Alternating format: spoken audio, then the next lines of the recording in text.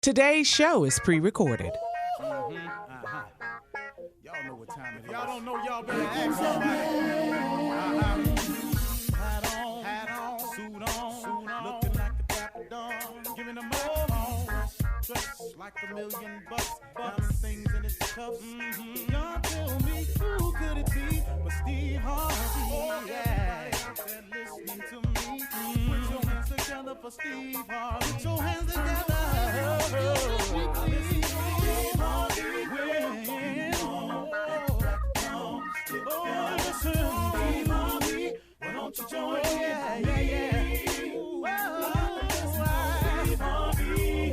Get them on, y'all. Better give me some eggs while I listen to Steve Harvey. Yeah, you join in with me.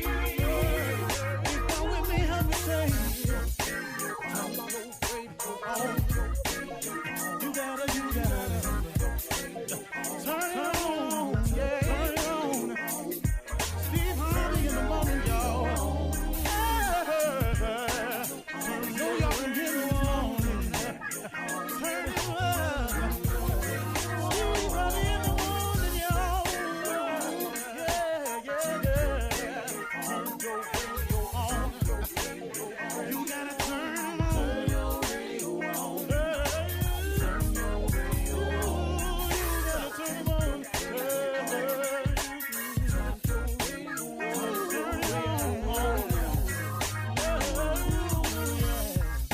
Turn them up, Steve Harvey got to turn them out. Got to turn them out. Harvey turn them on in the morning, y'all.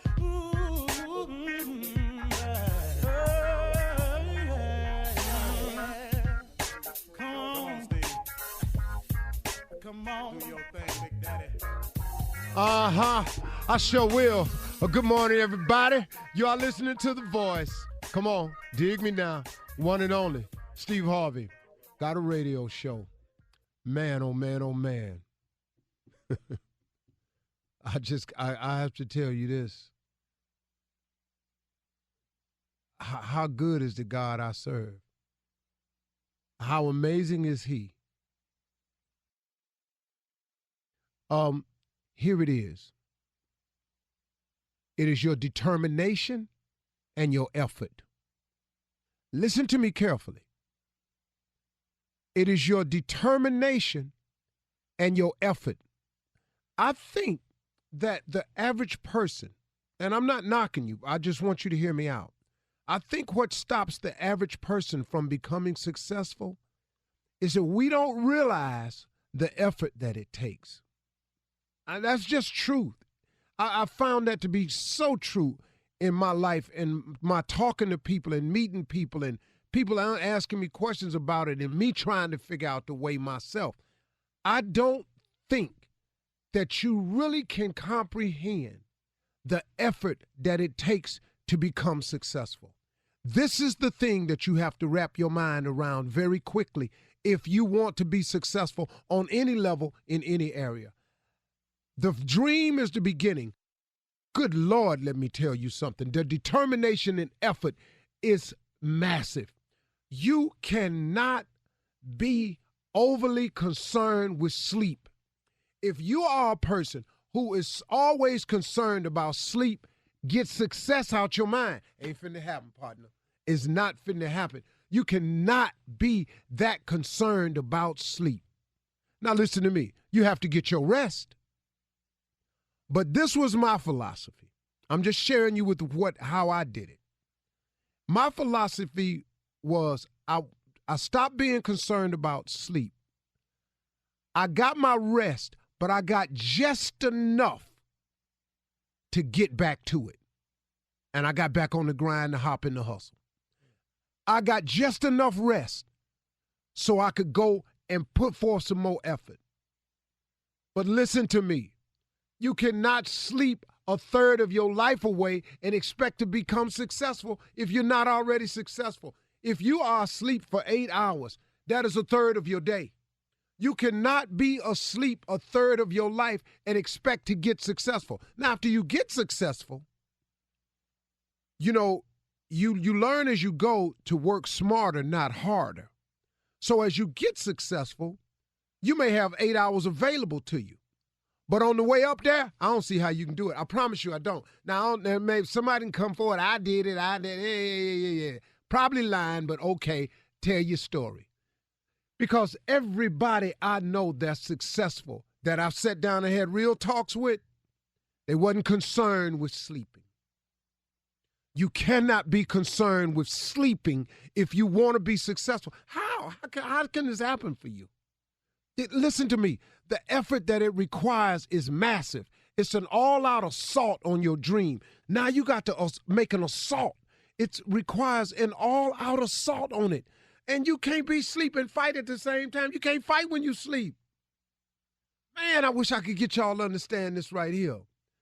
Understand that the effort that is required to be successful will take everything you have. And when you think you've given your all, it's going to require some more. The quality of your chill is amazing. See, okay, listen to me. What is sitting around having a beer every day for? What is sitting around smoking weed for every day for? Well, come on, man. For real? But if you took that beer drinking, weed smoking, chill time and applied it to progressing yourself towards your dream, when you do carve out a vacation, guess where you'll be able to go? Guess what part of the world you can go see?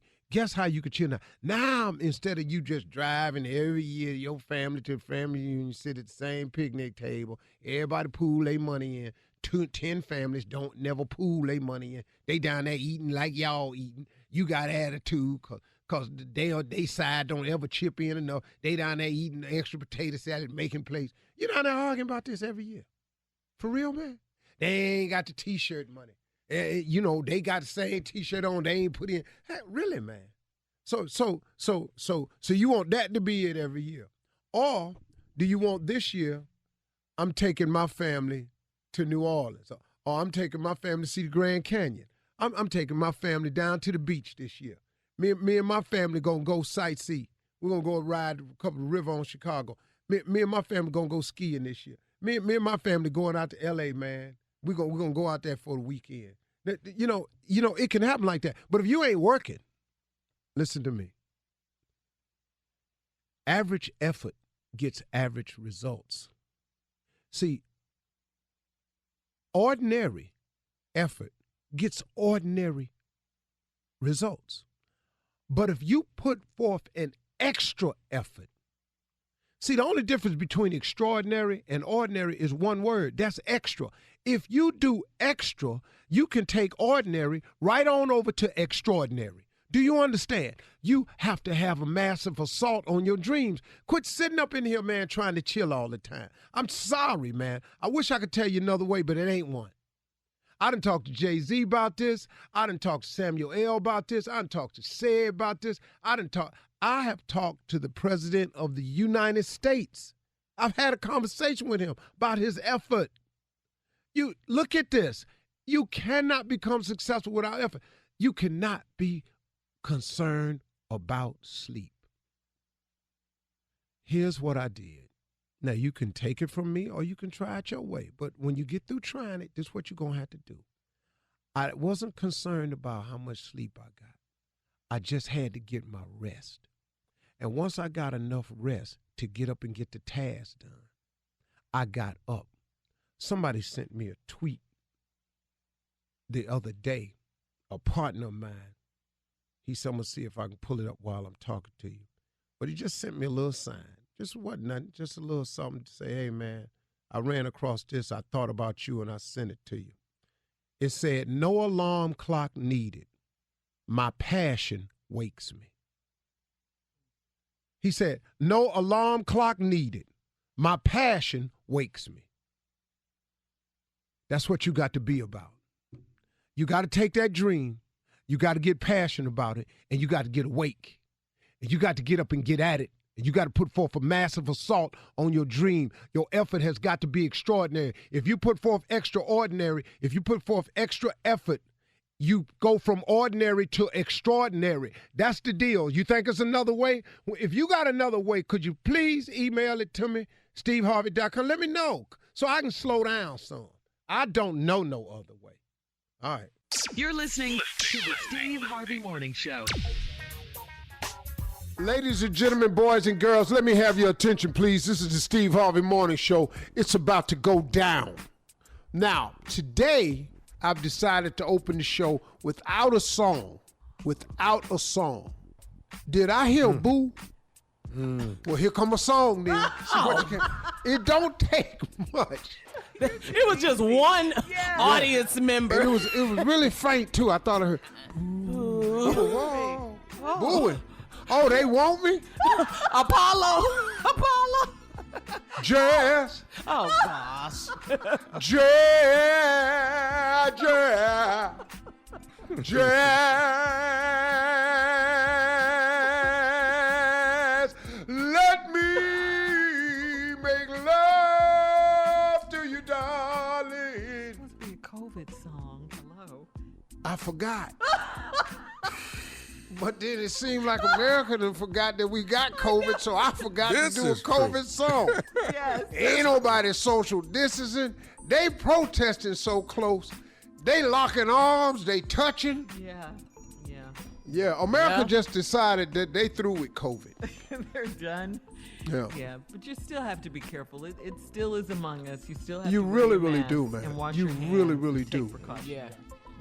And I'm claiming favor and faith over my life of healing. So I'm not gonna get COVID, and because I have I'm what they call that when they test you and you're Antibodies? You've developed antibodies? Yeah, I have antibodies because I ate chitlins for 38 years.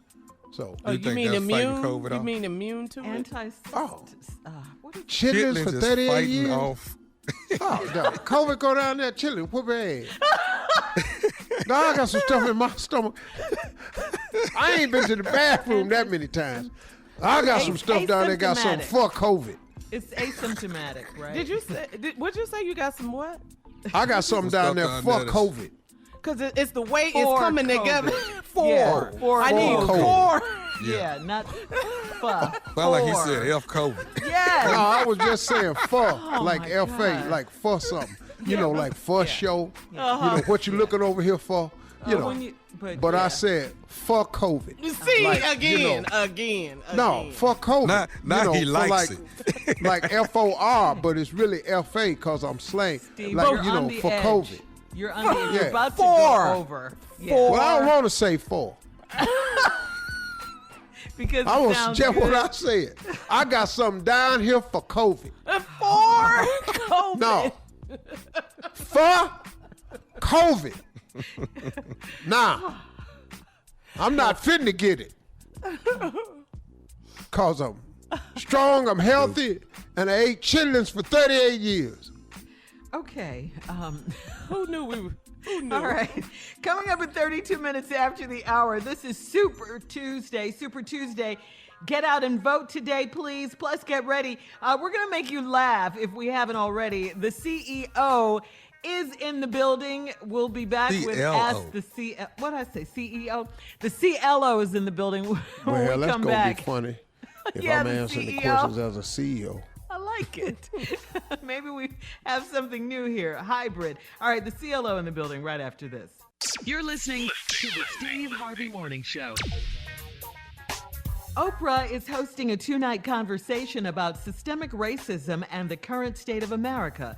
The conversation will showcase urgency, needs, and plans from Black thought leaders, activists, and artists about and for the Black community.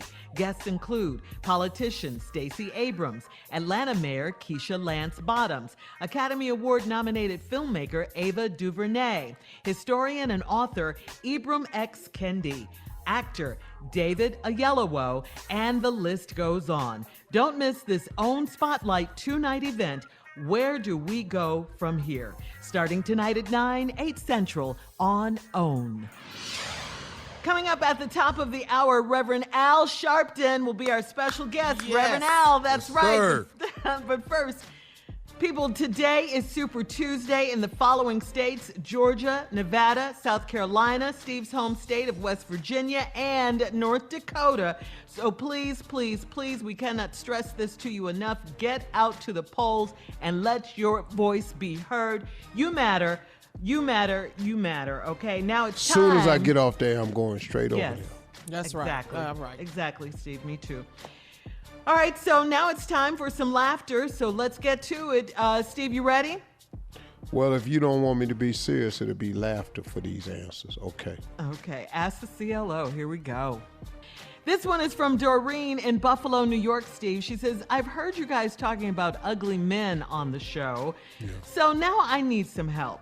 My husband and his cousins were all drinking and joking with each other a few months ago, and one of them told my husband that he is ugly and he has always been ugly. His other cousins agreed. Now my husband is very insecure, and he's researched hair replacement, Botox, he's bought all kinds of exercise equipment, and he stopped wearing his glasses. How can I help him repair his self-image? No. Your husband ugly. You know what? And your cousins told him. You told him how handsome he was. But he got around some of his buddies drinking, and they told him the truth.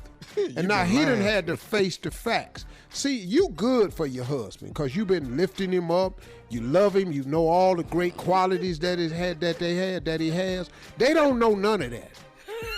They just know your ugly ass husband. And they done called it like it was, and that's it. And to them, he'll never be attractive. He can get Botox, blue blocks, and ram hocks. He can do whatever the hell he want to. He gonna be ugly to them. And I don't know why how old is he? She didn't say, Steve. Listen to me. If he married and, all this stuff right here, he been knowing he ugly. He just ain't had nobody telling to him. So quit drinking with your cousins, cause every time you take a sip, they say, look at this ugly ass drinking. You really sound like you're an expert on that one. Hell yeah, I've been called ugly my whole life, right? Just deal with it. Carmen Find somebody that think you cute. Okay, and that's there it. you go. There you go. That's all you got to do. Yeah. Oh, wow. I ain't gonna be That's ugly. all. Look, What, Tommy. I'm not gonna be ugly with you. He can be ugly by himself. Tommy, everybody in our family, we don't have attractive men. No, I've told we you are that not. before. Quit saying that. You're not people. attractive, Tommy. I Stop. am attractive. Hey, man, you ever What's looked wrong at with yourself me? from the side? Here we go. Turn sideways. No, matter of fact, take a selfie sideways and then look at it. Just look at your structure. All right, Steve. Notice how the bottom of your chin goes straight to your collarbone. All right, Carmen in Silver Spring, Maryland says, my boyfriend and I have been discussing marriage after dating for 2 years. The only problem that keeps coming up is his 10-year-old son that lives with him. He's undisciplined because my boyfriend is the type to listen to rap music with him and encourage him to be outspoken and part of grown folks' conversation. I'm the opposite. He said he will continue to be the only disciplinarian of his child if we get married. I refuse to live with an unruly kid. What should I do? Wow. Run. Mm-hmm. Run. Mm-hmm. Why would you sign up for that? He just told you he'll be the only disciplinarian in his life, and he has no discipline. So what is he going to do? Is he going to repeat some of the rap lyrics to you? Because all rap ain't bad. I got that.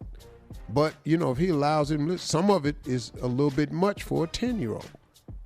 Even they have a parental advisory label on it. And if you think that's cool for your 10-year-old, then that's your parenting. But if you're not allowed to parent a boy that's going to be in your house and you the queen of the castle, it's going to be a conflict. True. So now let him make the decision.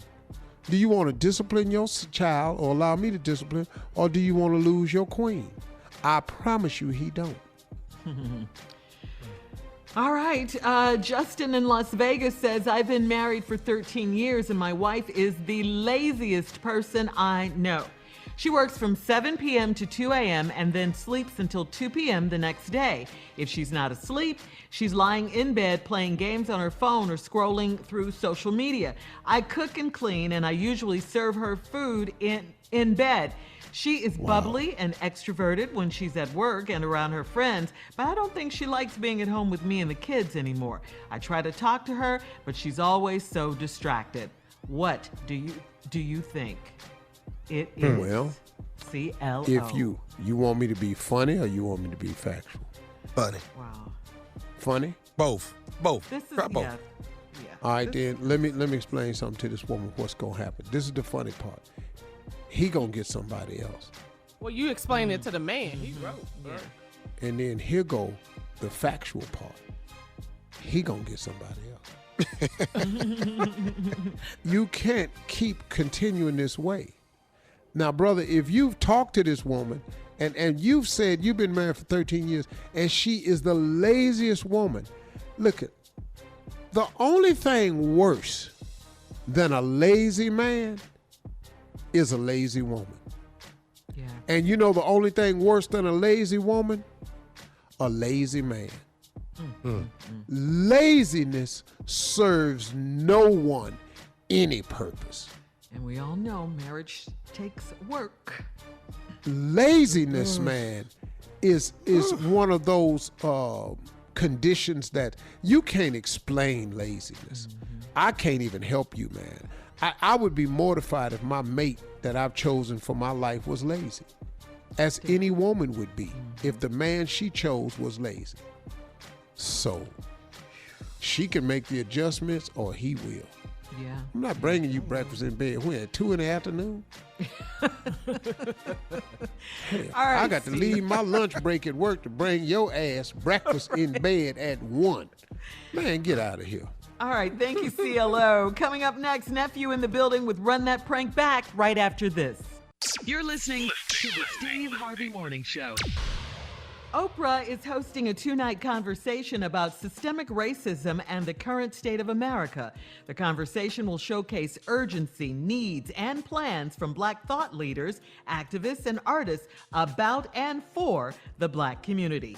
Guests include politician Stacey Abrams, Atlanta Mayor Keisha Lance Bottoms, Academy Award-nominated filmmaker Ava DuVernay, historian and author Ibram X. Kendi, actor David Oyelowo, and the list goes on. Don't miss this OWN Spotlight 2-night event. Where do we go from here? Starting tonight at 9, 8 Central on OWN. Coming up at the top of the hour, Reverend Al Sharpton will be our special guest. But right now, the nephew is here to make us laugh with Run That Prank Back. What you got for us, Neff? Can I borrow your freezer? Oh, Can I Lord. borrow your freezer?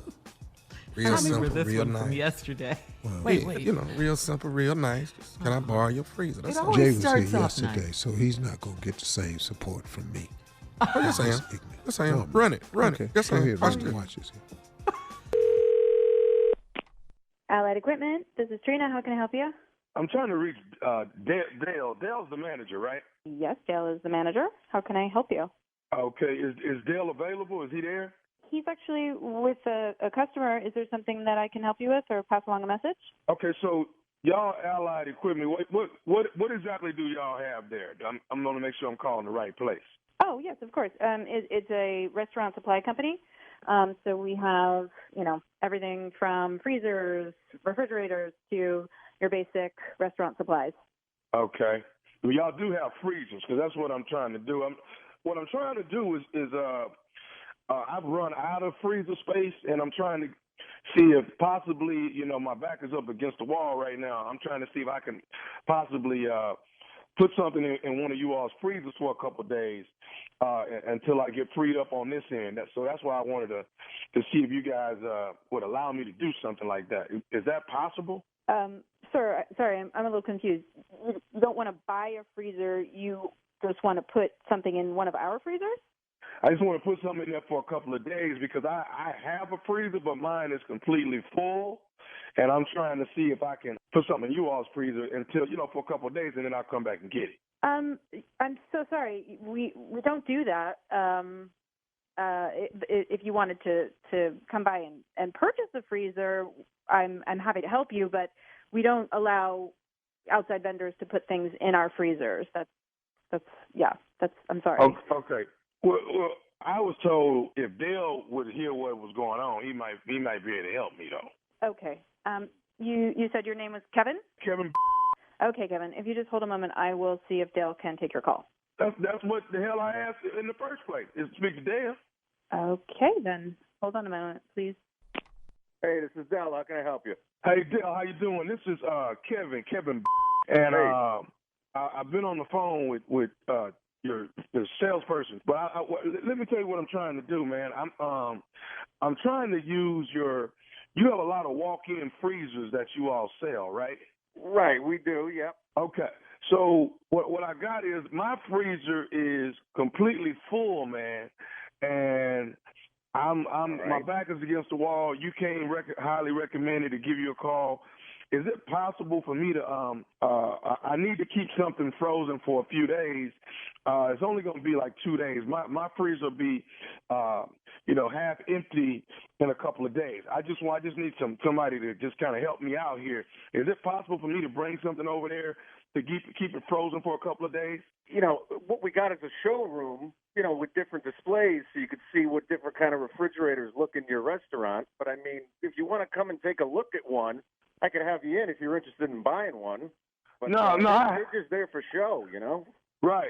No, I have a cooler. I have a freezer already, but like I say, mine is just full. In a couple of days, it won't be, and I really got to get this stuff on frozen, man. I'm gonna be in trouble. Like I say, I'm my back against the wall over here, man, and I can't remember who recommended you, but you came highly recommended that you might be able to show me a little love on this. Look, I guess it comes down. It depends on what do you need. How much do you have that you need frozen? I mean, I don't even know what you got. Well, I got 3 bodies that I need to get to keep frozen, man. We run a mortuary over here. This is Bozeman Mortuary. Yeah, we got 3 people bodies. Yeah, we got 3 bodies and like I say, my freezer's full, man. But in a couple of days, these bodies, the funerals would have happened, so we'll be freed up, But right now, I got 3 bodies coming in today that I got to get in the freezer. Are you crazy? Are you out of your damn mind? No, I'm dead serious. Bro. So, like I said, you came highly recommended, and I'm just trying to get somebody to show me a little love. Man, you got those freezers. You don't have nothing in them. I just need it for a couple of days. You got to be out of your mind. We're not talking about ice. This isn't chicken wings or a pork shoulder. These are people. You are out of your mind, man. But listen to me, Dale. Listen to what you don't understand how serious this is. I have to keep them frozen. That's the reason why I'm calling you. I'm needing your help, man. Yeah, I understand that. Look, if you want to, I'll have you come in. You buy your own freezer. You can put your own bodies in your own freezer. How am I supposed to show off my showroom with frozen bodies in the freezer? But just don't show that one for a couple of days. You know what I'm saying? Don't show it. Or we'll just you know what? Here's what we could do. We could put the bodies in there, just cover them up, and people won't know what it is. Yeah, and then I get a buyer that comes in and the cover falls off it, and I got a frozen dead body in my freezer. Is that even legal? I don't know, man. All I'm saying is, here's the deal, man. You came highly recommended. They told me that you would probably show me some love. I'm actually, getting ready to load up and come your way. Dude, you keep those dead bodies away from my store. I'm telling you right now. I can't hook you up on this one, all right? I just can't do it. Okay, but we finna load up and come that way, though, man. So, you know what I'm saying? I mean, what am I supposed to do? I have you know what? You want to come talk to me. You want to buy a freezer for yourself, and you want to freeze your dead bodies on your own. I don't care. I'll sell you a freezer. I got no problem with selling you a freezer, but you're not bringing the bodies here. It's just not happening. So if Alonzo calls you and green lights it, is it okay then? I highly doubt Alonzo's going to call me and tell me to put 3 dead bodies on our showroom floor freezers. I highly doubt that. Okay. But guess what Alonzo told me? What did Alonzo tell you?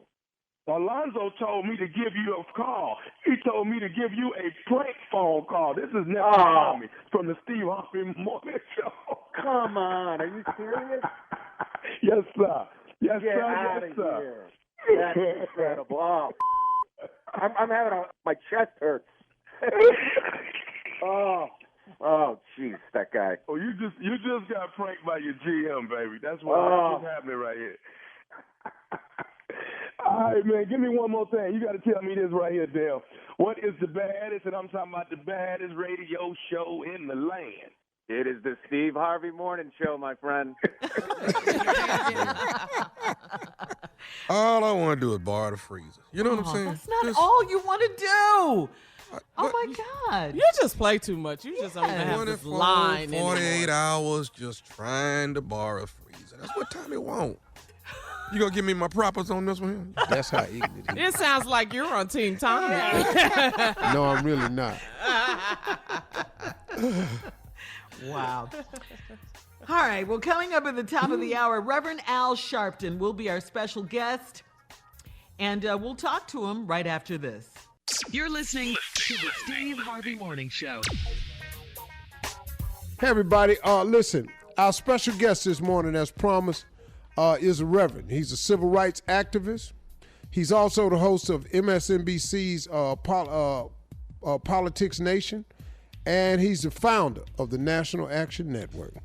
Now, he's been on the front lines for, 50 years. 50 years just leading the fight against racial prejudice and injustice. And his path was laid before him when he became an ordained minister at around 10 years old. Well, he's coming to us right now, everybody, this morning from Houston, Texas, where he's preparing to deliver the eulogy for the final homegoing services for Brother George Floyd, who lost his life tragically at the hands of a Minnesota policeman. Ladies and gentlemen, please, he's a family all day with us. Please welcome to the Steve Harvey Morning Show, my man, Reverend Al Sharpton. Yes, We love sir. you, Reverend Al. Reverend Morning, Al. morning. Morning. Foot Yes, soldier. sir. Now, Reverend, I can't tell you how many conversations we've had like this over the years. But I don't know. This one seems like it has a different tone to us. Kind of walk us through a little bit of this. How are you feeling about the overall tone of everything that's happening right now? Well, you know, Steve, as you said, I've done a lot of these, led a lot of the movements around them. But I am more hopeful than I've ever been, even though this is as tragic as anything I've ever seen. And the reason I'm more hopeful is I see more different type of people out in the streets marching. We've been leading some of them, organizing some of them, just joining others. And in some cities, I've seen more whites than blacks. And I think that people have finally seen that this whole question of police brutality has to be dealt with. It doesn't make all police bad, doesn't even make most bad.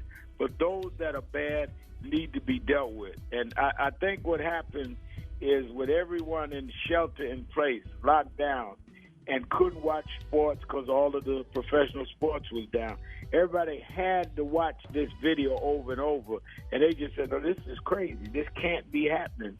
And with the pandemic having locked them down, people just broke out and said, no, we have to stop this. And it's all over the world. They're marching in London. They're marching in France. People have come to terms with the fact that it's time to deal with the criminal justice system. So I've said to the family, I did the first funeral memorial in Minneapolis last Thursday, and then I'm doing the one today. And I've said to them that as heartbreaking as it is, I think that they may be able to settle on the fact that their loved one, their brothers, their father, their uncle, may have been the tipping point of how we deal with this issue, if there's any comfort to them at all. And I'm glad that I'm seeing what I'm seeing. I don't agree with any of the violence, and it's been minimal. 98% of the people have been doing peaceful marching and have really shaken the world. Wow.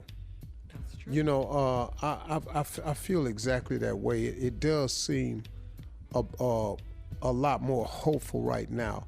What do you think? Because let's talk about police reform for a second. What do you think what policies or ideals should we be placing on the table for police so we can get the policed? Because that seems to be a problem to me. Have you thought about any ideas or any concept that we might want to put on the table when we're talking about reforming police policies and things? No, we have specifics at National Action Network and with these families. In fact, yesterday we met with Joe Biden on it, and we'll talk to everybody about it. One, we need to end these no-knock laws where police can just break in in a no-knock warrant, which led to the killing of Breonna Taylor in Louisville, Kentucky, a few weeks ago. We need to end that. We need to have residency requirements. When police live in the cities that they're policemen, they tend to know the kids, especially in small towns. Their wives know the wives. Their kids play football. So a residency requirement. And we need to have where police records are just as available as civilian records. If you or I get arrested, they get our yellow sheet out. Police have shielded backgrounds, so we don't know whether a policeman has had infractions with the public before, if they've been accused of abuse before. The officer that put his knee on George Floyd's neck had some 13 to 18 complaints about excessive force. He should have never been on the force. That should be made public. The Congressional Black Caucus and the Democratic Caucus came out with bills yesterday proposing some of these things. So the policy is there. We're doing a big march August 28th, bringing all these forces together, the anniversary of the March on Washington, going to Washington to raise policies. Because what we don't need is all of the drama not leading to anything.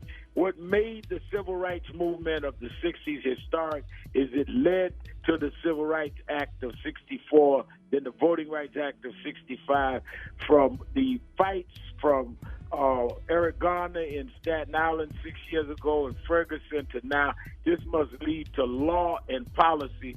Otherwise, we're just venting. And people don't care if we're angry, but they do care if you change the power equation. Wow.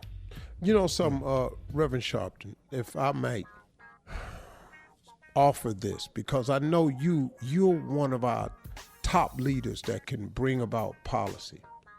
Here's the thing that I was thinking about the other day.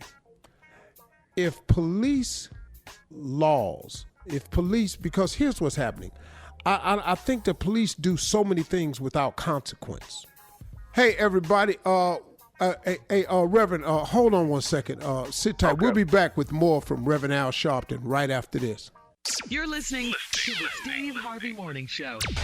Hey, we're back, and we're speaking with civil rights activist, our friend and family member, Reverend Al Sharpton. Here's the thing that I was thinking about the other day. If police laws, because here's what's happening. I think the police do so many things without consequence. There's no known written consequence if a police officer does a certain thing. So I think we need to have, just like in civil court, regular civilians, we have mandatory sentencing for certain things. I think police need to be policed.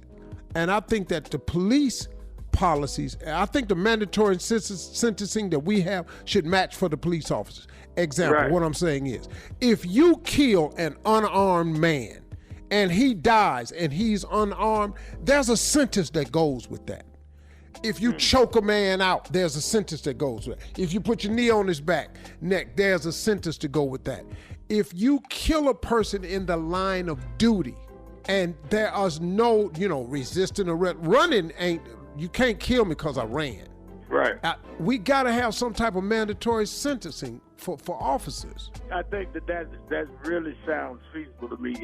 We need to look into that, because I know part of the congressional bill is to also lower the bar where a policeman can kill or use, they call it using lethal force, if they feel justified. And we're saying the bar should be if you can prove you had no other way to deal with a situation and that you were dealing with self-defense. You take George Floyd, this man was handcuffed on the ground. So what did you have to do that for? And to think about one of the things that people was talking about here yesterday was that when I made the people at the first funeral stand up for 8 minutes and 46 seconds, what can you do? How much hatred do you have that you can hold your knee on somebody that long? Most people can't even stay on their knees 2 minutes. Right. Let's not press something. And I mean, just think about that. 8 minutes and 46 seconds, you could penetrate and feel somebody dying, calling for their mother, who was dead, by the way. He was calling for his mother who had died. and then said I can't breathe and it doesn't make you come back, there ought to be mandatory sentencing for that. You're absolutely right. You know, they often use "we felt threatened" or "we were in the line of duty" or "we felt endangered." This man was so comfortable on the neck of George Floyd that he had his hands in his pocket. I have never felt endangered and put my damn hands in my pocket in my life. I'm okay. And we'll be back. Hold tight. We'll be right back with more of the Steve Harvey Morning Show and Reverend Al Sharpton right after this. You're listening to the Steve Harvey Morning Show. Hey, we're back and we're speaking with civil rights activist, our friend and family member, Reverend Al Sharpton. But, you know, I've been in a couple scraps. In any scrap I've ever been in, when I felt attacked or in danger, I never put my hands in my pocket. He had his hands in his pocket. That's how comfortable he was. And when the other officer said, I don't have a pulse, I don't feel a pulse, he man. Yep. We need some mandatory sentencing, man. So, but let me say this, go ahead. This is something I want to say. Through all of these struggles, I'm talking about from Trayvon, Gina Six back, 15, 20 years ago, getting President Obama in. You talking about I was there. Steve was there. Steve has been black when it wasn't fashionable. When I see a lot of artists and entertainers coming out supporting us, I remember when only Steve was there. And Steve would call me, you need anything? We had a great friend of ours, Greg Calhoun, say Steve called, say you all all right. So that's why on the morning I'm doing this last funeral, I was so honored and happy to talk to a soldier, because that's what Steve was. When it wasn't popular, you was always there. That's why I tell people, if they say Steve Harvey's meeting with a bear, y'all better look and hope the bear can get out of the meeting, all right? Because Steve will That's right, Reverend Al. You better preach. I appreciate you saying that, Reverend. Amen again. But 50 years, you've been out front for us. And look, man, I said in a podcast last night I was doing with Dr. Bernice King, Reverend King's daughter. Right. It's right now, protesting, I said, I don't want nobody to take this the wrong way, but protesting seems to me like a young person's sport right now. Because, see, the viciousness of these police now with the tear gas and the rubber bullets, and they knocking white girls down now and shooting white girls with rubber bullets now. You got to be able to run if you're going to protest. You got to be able to change direction. You got to be able to get up off the ground, roll out the way. You got to be able to get slapped with a shield. So, and I'm just so proud of these young people out here in these streets, man. Because they tired. And I just want them to take this same fervor to the polls. That's right. Because they, just like they making a difference now, they will make a difference at the poll. They will. And if they take that fervor, and not only voting for who's at the top, but vote for who's the prosecutor, who's the district attorney, who are the people at the bottom. That's who set policing up. And I tell them that as we build toward this march, August 28th, and I'm out there marching, and I'm in my 60s, but I get up for the morning. I work out. Let me tell you how you stay in shape. You get up early, you work out early, you tone yourself up, you watch what you eat, and you turn on the Steve Harvey Morning Show. That's what you do, Mr. Al. Hey, Reverend Al, I know you're going this morning to do the last eulogy for Brother Floyd. We thank you, man. I know you're going to be special today. It was an excellent eulogy the other day, and we expect nothing less from you, man. And thank you for all the years, brother, and continue the good fight, man, because we need soldiers like you. God bless you. Thank you. God bless all of you. Love you. Yes, sir. Ladies and gentlemen, Reverend Al Sharpton on the Steve Harvey Morning Show. Reverend Al. George Floyd's funeral. Yeah, that was Reverend Al Sharpton. You know, man, he has just been a dude that has been solid for years. Oh, yeah. I mean, you can always count on him. He's there. He don't run from nothing. He stays factual. He's on top of it. And he out front. And above all else, he ain't scared.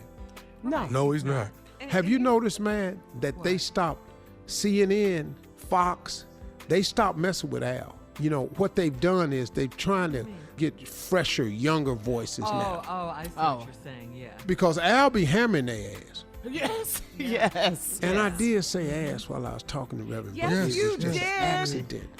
I was trying to. Find every possible way to embarrass us all. I ain't never going to church with you. That's Ever. You don't know how to act. embarrassed. Hey, y'all, we'll be back with more of the Steve Harvey Morning Show right after this. Don't go nowhere. You're listening to the Steve Harvey Morning Show. All right, just a reminder that today is Super Tuesday. Please, this is what we've been talking about. Please get out and vote. Get out and vote in Georgia, in South Carolina, in Nevada, North Dakota. As soon and as we West get off the Virginia. air, I'm going. Yes, that's right. Me too, Steve. I will be there as well. Please use your power to change the world. Yes, you can by voting. Coming up at the top of the hour, about 4 minutes after, it's my strawberry letter for today. The subject, he made a lifetime commitment to another woman. Okay, we'll get into that. But right now, the nephew is Ain't nothing here. wrong with that. What's The that, nephew marriage? is here. I mean, it happens, you know. It happens. Nephew's here with today's prank phone call. What you got, Neff? No anchovies. Like a... No anchovies. Okay, Like the pizza, Shirley. Yeah, Yeah. no anchovies. Yes. you got that right. Do you get anchovies on your pizza? No, not anymore. I don't eat Carl? this anymore. I used to. No, I don't. I ain't never. You want to mess a pizza up? Put that little nasty ass piece of fish on it. When you get a pizza, though, what you get? Meat lovers or what's y'all's toppings? What is it? I usually get veggie I like veggies Uh-huh. now. But back in the, I mean, but I like pepperoni. pepperoni. Yeah, right, Yeah, there you surely. Pepperoni. Got yeah. to have that pepperoni. Truth be told, yeah. I eat That's- veggie pizza, but it's Yeah. boring as hell though. Yeah. It is. Yes, Ain't it? is. Mhm. You not mad? I'm Listen. not mad at the pepperoni and Italian sausage. I ate some There you go. mushrooms. Yeah. With some mushroom. Put you to sleep. Shirley, I've lived in New York and Chicago, and I'm gonna be honest with you. Which pizza? What? The best pizza I've ever had was in Chicago. Chicago. That's Yes. right. It really, and I've lived in Pizzerina both Uno, places. I lived in Pizzeria Chicago a little bit longer than I did. I did 3 years in New York, 5 Yeah. years in Chicago. Yeah. I will tell you though, I've enjoyed the pizza more in Chicago. Now I've had some great pizza in New York, Yeah. but it's so many pizza places in New York, you can get tricked. You can go to the wrong one now. Well, whatever you do, no anchovies. Let's go, cat dog. Hello. Hey man, who is the person I need to talk to about? I got a pizza that's been messed up. Who do I need to talk to? Well, you can talk to me, sir. What's going on? What happened to your pizza? Somebody put some anchovies on my pizza. Black people don't eat no anchovies, man. So who would do that? Who would put anchovies on my damn pizza? I didn't order no. Settle down with the language there, pal. All right? You know, if you got anchovies on your pizza, you just must have gotten mixed up with another order. I'll send you another pizza. It ain't a big deal. But I ain't asking no anchovies, man. Matter of fact, let me ask you something. What the is an anchovy any damn way? It's like a sardine. That's what a anchovy is, okay, pal? It's like a sardine. Hey, let me tell you something, man. First of all, what's your name? What is your name? I'm Gino. So you the owner of the damn pizza place. Yeah, I own the damn pizza place, and I don't need people calling me and cursing at me because it was a mistake. You know, mistakes happen, pal. Worse things go on in this life than you getting some anchovies on your pizza.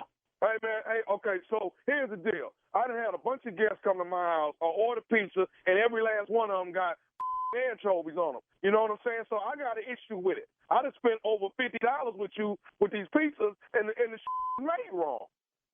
Nobody likes anchovies? No, but I told you before, black people don't eat no anchovies, man. Okay? Hold on. I'm almost certain I've served anchovy pizza to black people before. Okay, the black people that I know don't eat anchovies. Okay, well then we'll send you some pizzas without any anchovies on them. Hey, you know what? I don't like your attitude. You know what, man? You mess well, around maybe if you didn't come at me there. with so much attitude to start with, you wouldn't get no attitude. Okay, look at it. Don't get your ass whooped, okay? Don't get your whooped. What did you just? What? Excuse me. Don't, What did you just? Did you just threaten me? I said, don't get your. Do you think you're talking? Who the do you think you're talking to? Face. I'm talking to Gino, the owner of right. Pizzeria. You. That's right. That's right. You don't tell me you're going to kick my okay, pal. You know where the pizzeria is. You know, you just calm down. Do you? Okay, that's it. I tell you what, man. In the next 3 to 5 minutes, I'm finna walk down there and kick your little ass behind putting these anchovies on here and having a little pompous attitude like you think you can't get your ass whooped. You come on down here, okay? And we'll see. Do me a favor. Go yourself and the horse you rode in on, okay? And bring it on down here. All right, we'll take care of it there.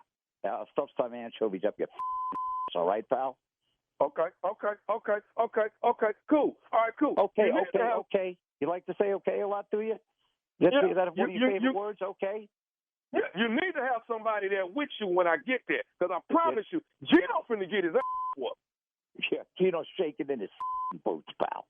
Me and my anchovies, we're sitting here scared out of our minds right now. Okay, let me tell you. I've dealt with clowns like you my whole life. Please. Okay, let me tell you this here. Do you know who you're talking to? I'm talking to some idiot who don't know how to talk. That's what I'm talking to.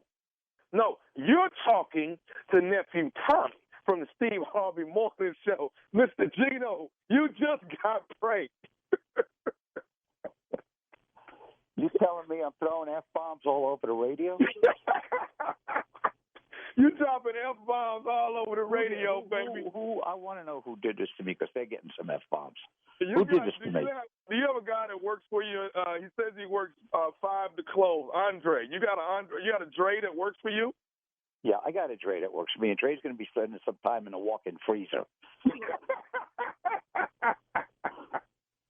All right. Black people don't eat anchovies, huh? Black people don't eat anchovies, baby. Hey, I got to ask you this, Mr. Gino. What is the baddest, and I mean the baddest radio show in the land? Your show. The baddest radio show in the land is the Steve Harvey Show. With no Steve Harvey Morning. No Steve Harvey Morning Show. I'm going to send you some pizzas. I'm sending that station dozens of pizzas with double anchovies on every one of them.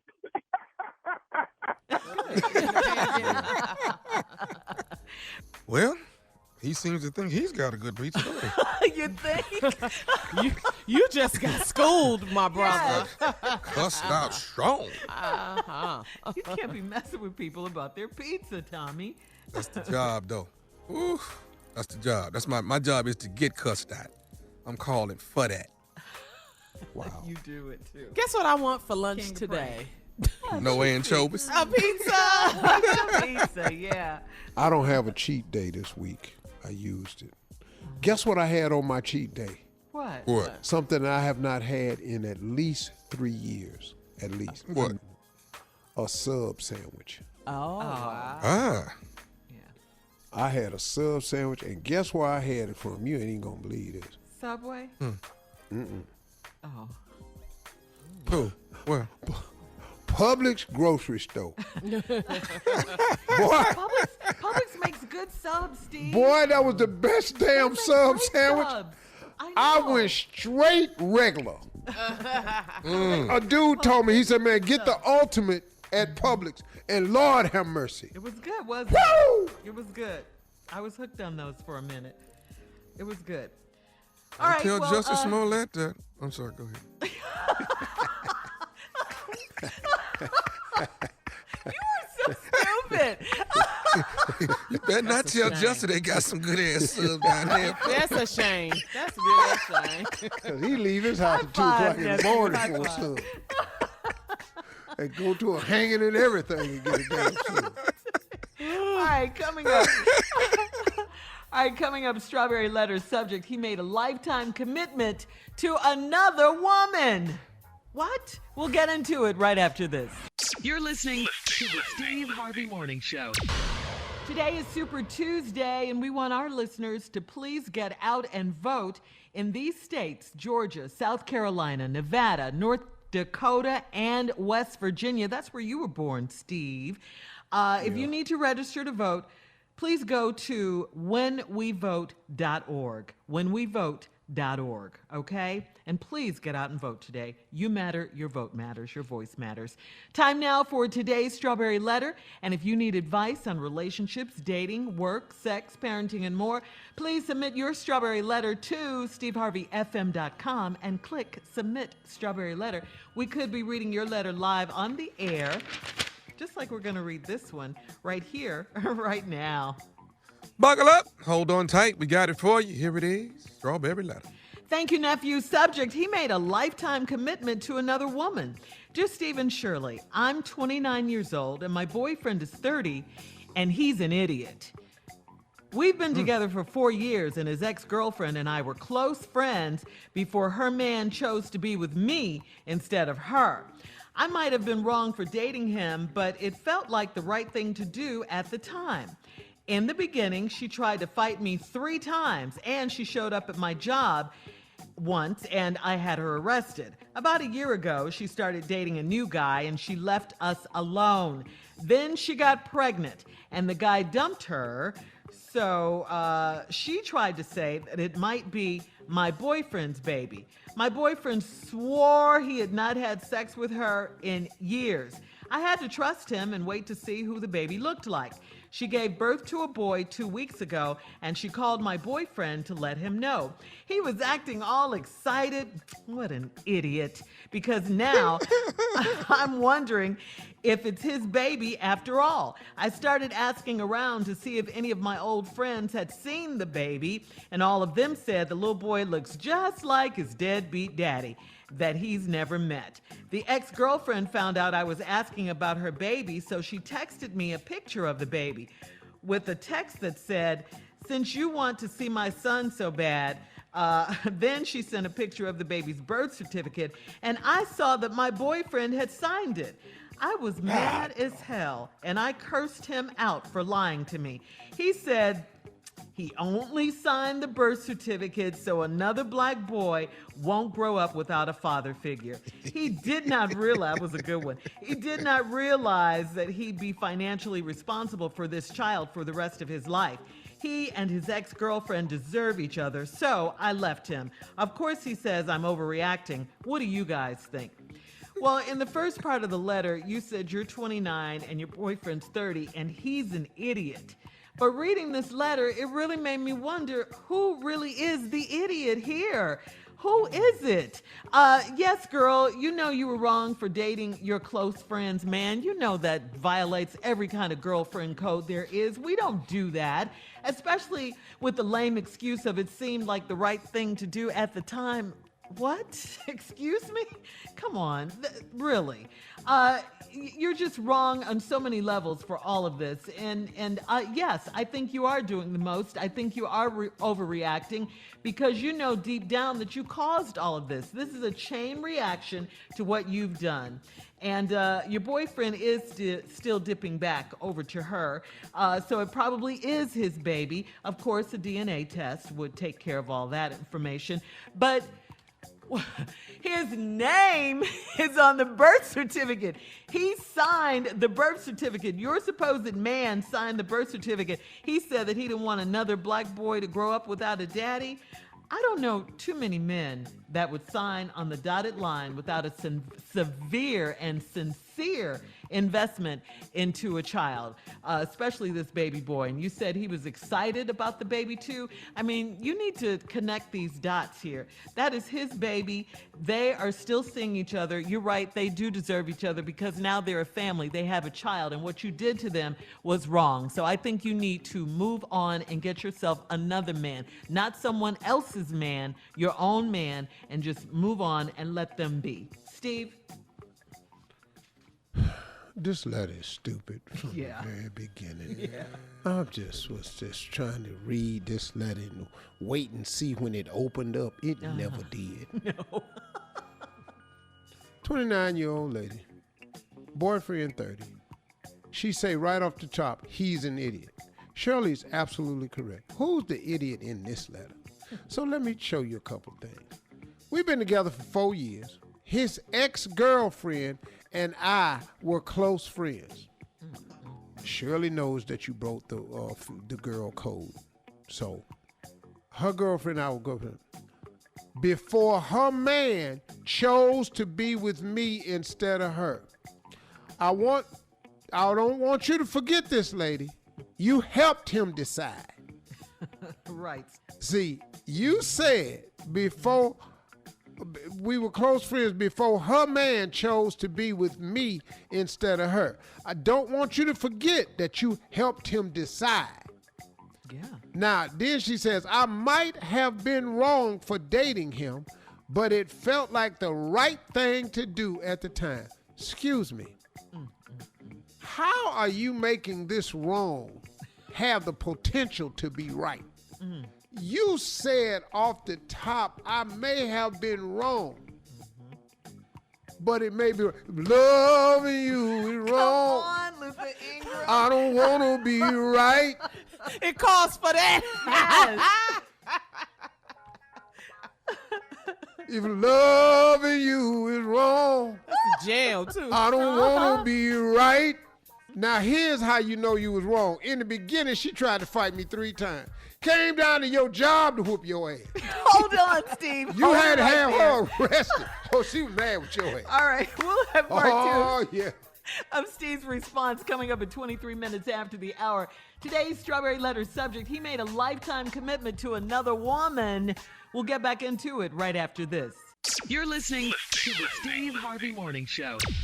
All right, come on, Steve. Let's recap today's Strawberry Letter. He made a lifetime commitment to another woman. This crazy woman dating this 30-year-old man, they've been together 4 years. And his ex-girlfriend and I was close friends before her man chose to be with me instead of her. Okay. I said earlier, don't forget that you helped him decide.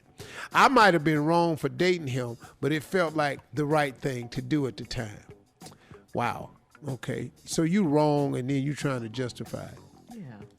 She said in the beginning she tried to fight me 3 times and showed up at my job once and I had her arrested. That's because you was her girlfriend. She know where you work. She know where you live. That's why she got up on you 3 times. She know your moves. She done cased it. Premeditated. First degree. This in the first degree. Yes. Well, about a year ago, she started dating a new guy and she left us alone. Then she got pregnant and the guy dumped her. So she tried to say that it might be your boyfriend's baby. But then your boyfriend said he ain't had sex with her in years. Then you had to trust him to wait, and you had to trust him, but you wanted to wait to see who the baby looked like. She gave birth to a boy 2 weeks ago and called my boyfriend to let him know. Now listen to this. He was acting all excited. What an idiot. What? You're the idiot.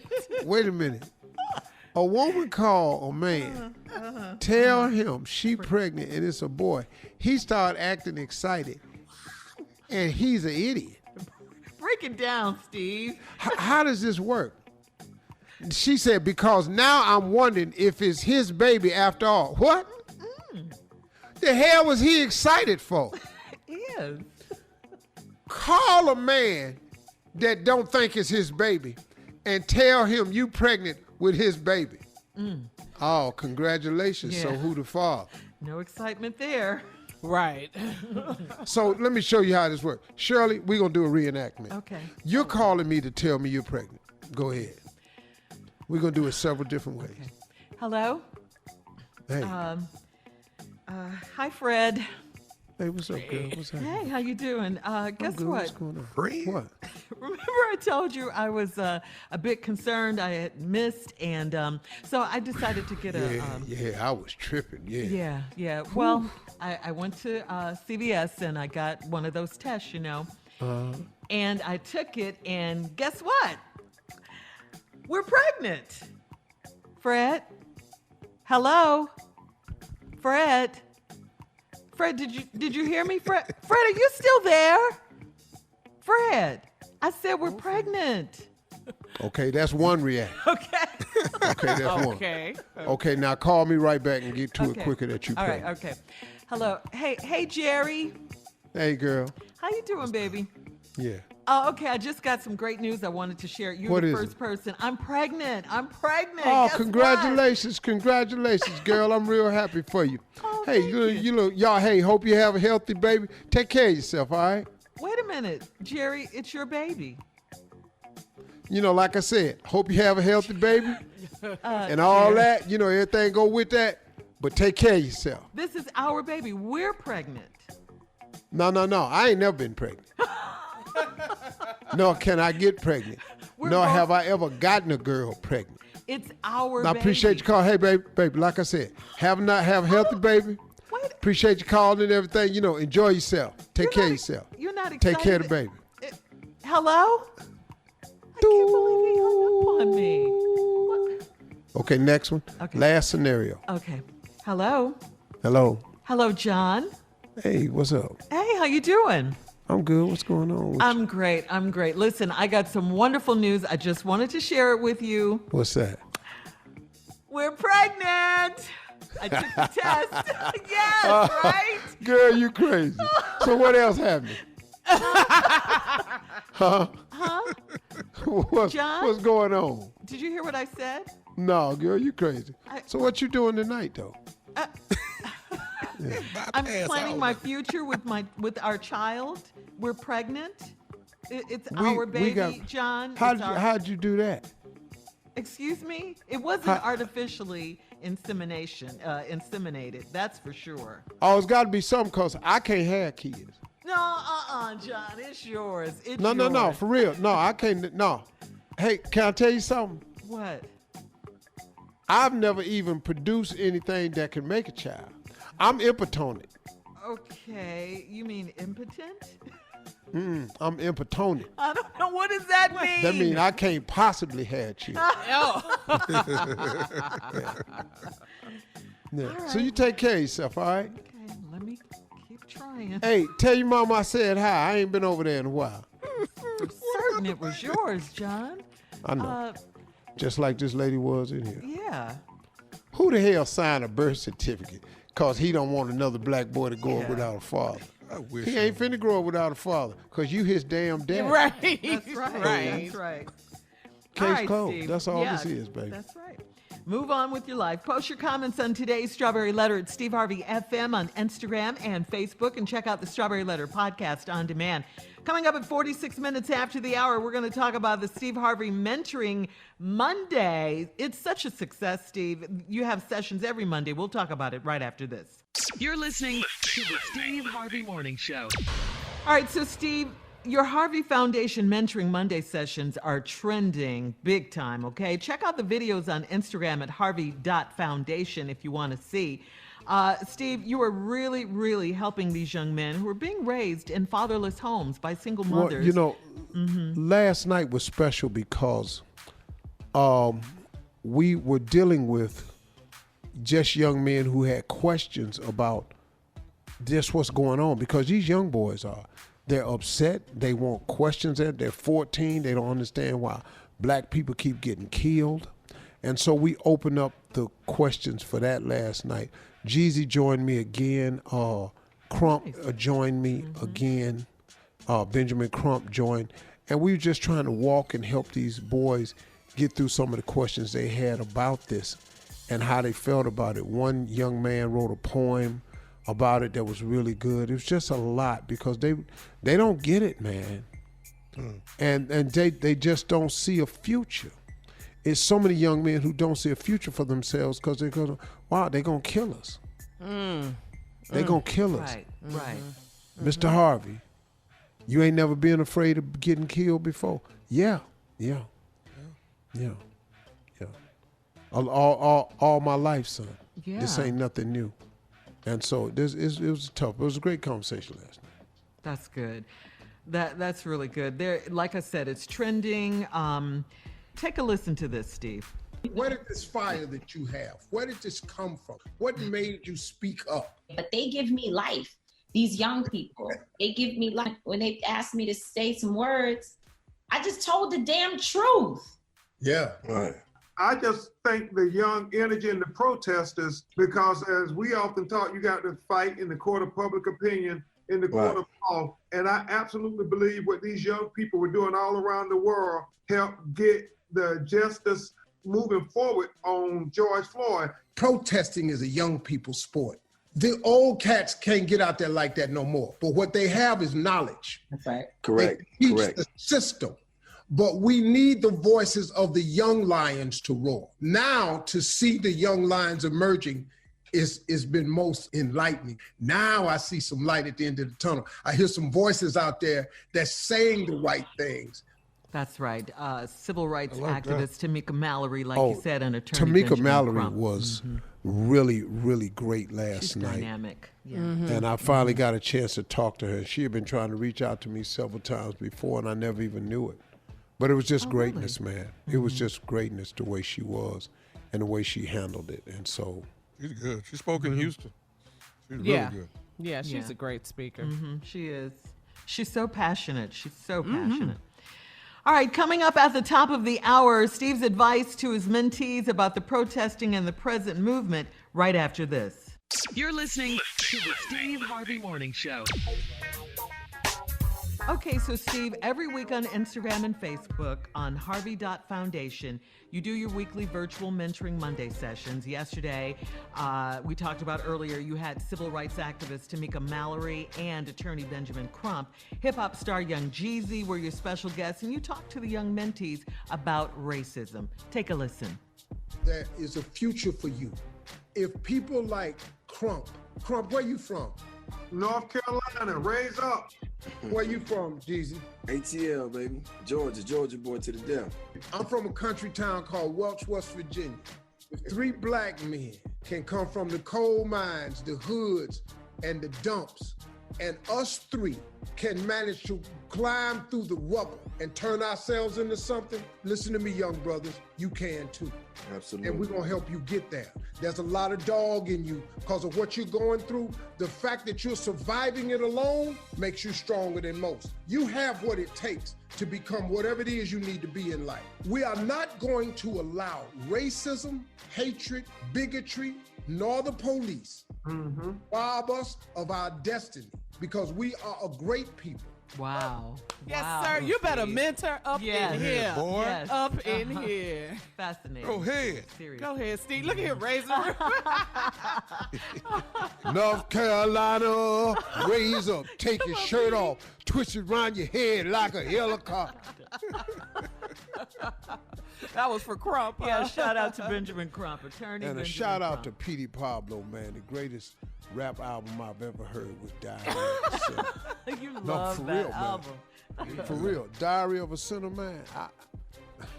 I got about 4 of them cuts in my playlist, man. That's cool though, Steve. That you and then you had Jeezy there, Young Jeezy. Yeah. So the young guys, you know, they're fans of these hip hop stars. So that's cool. That's so cool. And I really appreciate the Crumps and Jeezy and Steve Perry and Quentin Cook from all the Lakers. mentors. Yeah. And Anthony Hamilton and just so many. My man from Chicago PD, Chicago Fire. What is that? Royce. Yes. It was Royce Hawkins, Steve. Royce Chicago. Hawkins. That's what it is. Chicago Great PD. brother. I saw his session on Instagram. It was good too. Yeah. Really, really good. Let me ask you, what's the number one thing that the young men want to know about? What are they yearning to learn from you? How to get to the next level. How do you endure? How can you make it when your life is difficult and facing many hardships? And that's an easy question to answer because my life has been filled with it, and most everybody I know. And so they just don't know because they haven't been getting any positive reinforcement. They just don't know, how do you fix your mind to think that you're gonna make it when everything around you environmentally seems so negative and without hope? You got joblessness in these neighborhoods, you got crime in these neighborhoods. You got no after-school activities in this neighborhood. You ain't got no extracurriculum activities. And you just go, wait a minute, man, how am I supposed to make it through all of this here? How did y'all do it when it feels like everything is against you? That's the number one tone. Mm-hmm. And so that's why you have to keep providing example after example after example to these young people so they can see that there are people who stumbled through this thing just like you and got to the other side. And as long as they can get pictures of it being done, that is doable, that's encouraging. Yeah, it is encouraging because they don't know your journey. They just see you being successful. So that's good. That's good. All right, coming up, more of today's trending stories on the Steve Harvey Morning Show at 20 minutes after the hour, right after this. How much money you got again, Steve? You're listening to the Steve Harvey Morning Show.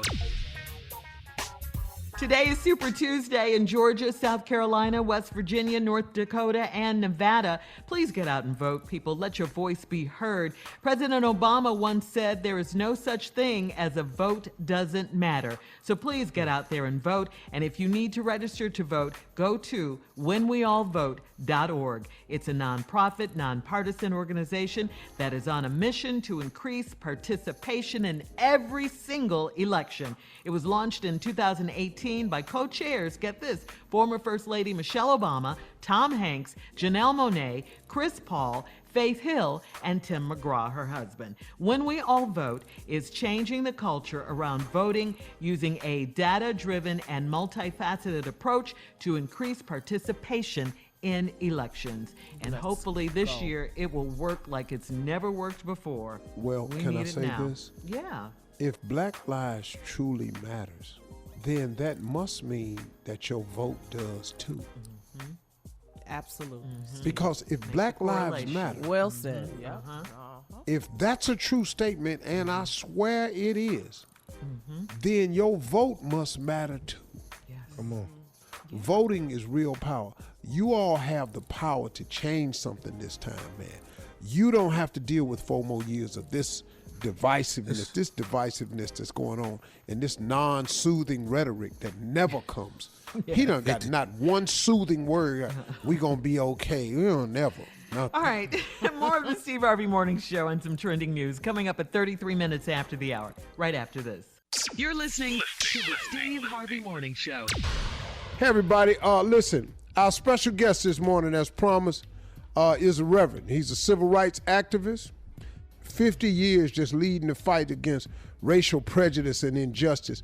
And his path was laid before him when he became an ordained minister at around 10 years old. Well, he's coming to us right now, everybody, this morning from Houston, Texas, where he's preparing to deliver the eulogy for the final homegoing services for Brother George Floyd, who lost his life tragically at the hands of a Minnesota policeman.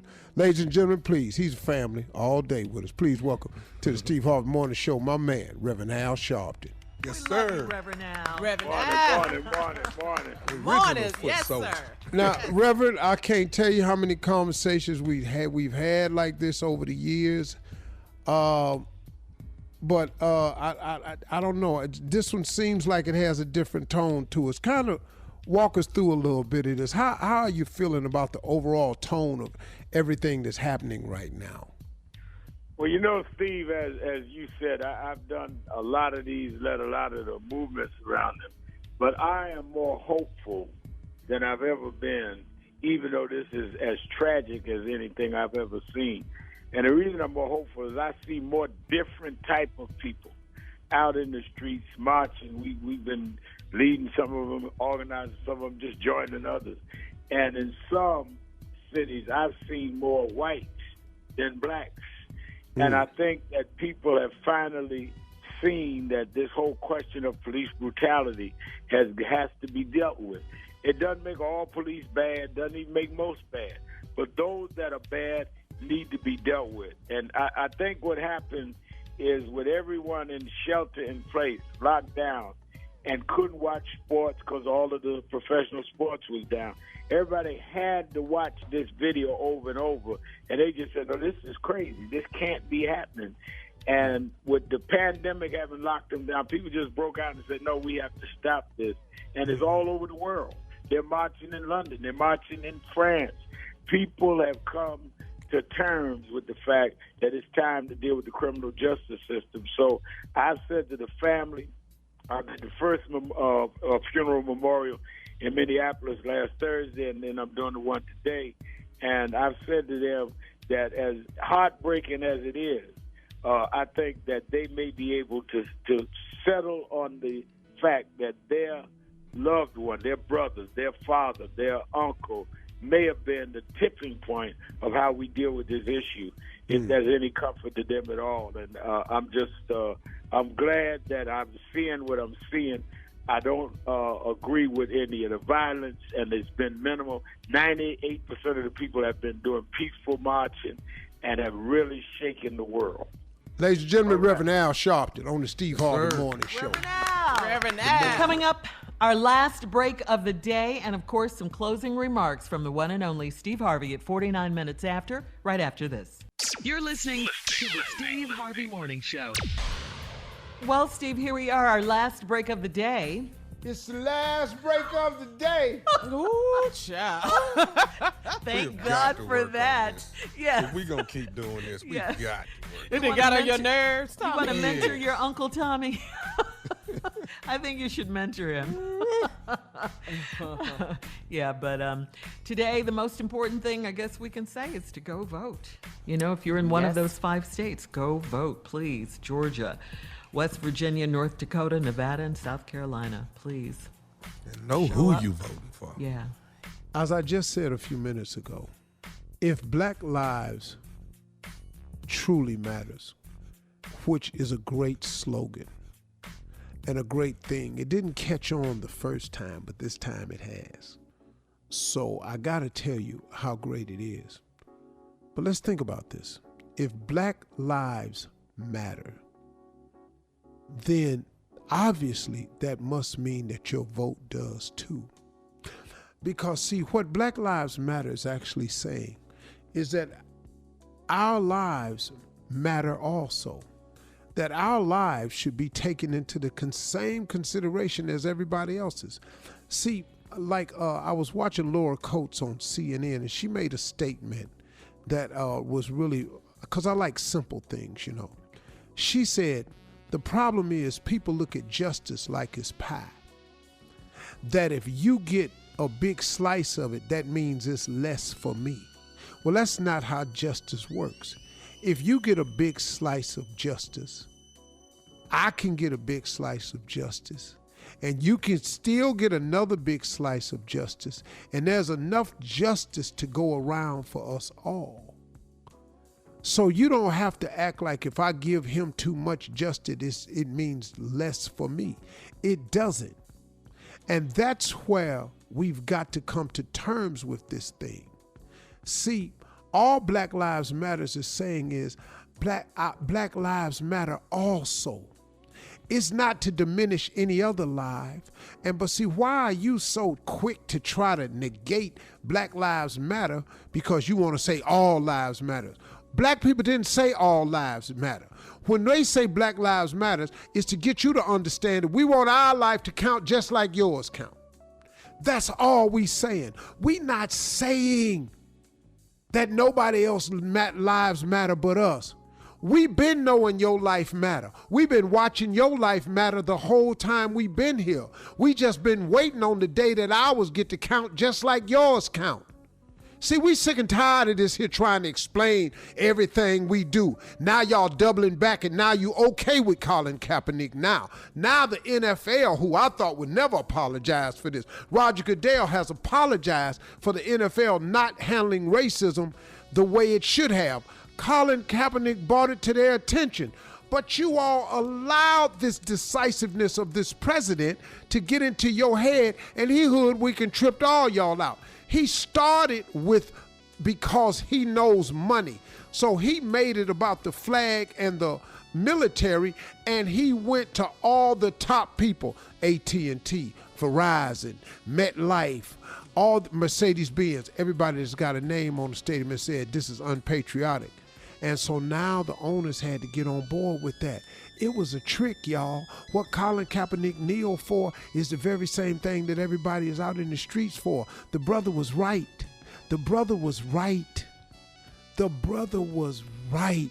The whole time he was right. And now we sick of this non-action. But now thank God that is finally some action. And I'm not saying it's about time, but I'm just saying, you know, this could have been happened. It really could have. But I guess everybody was just busy going about their life, but COVID slowed it down to where everybody was sitting in front of their TV. And now you're watching the police on social media do what they've been doing to us long before there was social media. See, y'all watching white folks getting pushed down in the street that's 75 years old. We've been watching old black people getting beat by billy clubs and lynched and burned and incarcerated for years. And now the sad part is these same bad police officers, the few that's out there, the one that pushed the 75-year-old old elderly white man down, he laying there with his head open up on the sidewalk. I saw the blood. The young dude who the old guy reached around him and pushed, the young cop tried to bend over and help him, and the other cop keep moving and wouldn't let him bend over there. 6 people walked past this man when one young dude in a military uniform bent down to help his brother. But see, we pay the police to serve and protect. We don't pay the police to mace and tear gas us and stun gun us and choke us and knee us and kill us. So now what has happened is, in America, we are starting to see what's happening to people who are not African American. It's starting to happen to them. They're pushing old white people on the ground now. They hitting white cameramen in the stomach with shields. They shooting white girls with rubber bullets now. It done got out of hand. It's ugly now. It don't make no damn sense. Well, it ain't been making no sense to us. And we appreciate the fact that it finally don't make sense to so many of y'all. So thank you very much. But we got a lot of work to do. And police gonna have to have some mandatory sentencing just like civilians do. If you kill a person who is unarmed, you have to do time. And that should be the law across the board. Those are my closing remarks. Y'all have a great weekend, because your weekend going to be just like your Friday and just like your Wednesday and your Tuesday. And I've gotten used to it. It's all the same now, Steve. It's just all the same. And I'm starting to enjoy all of it.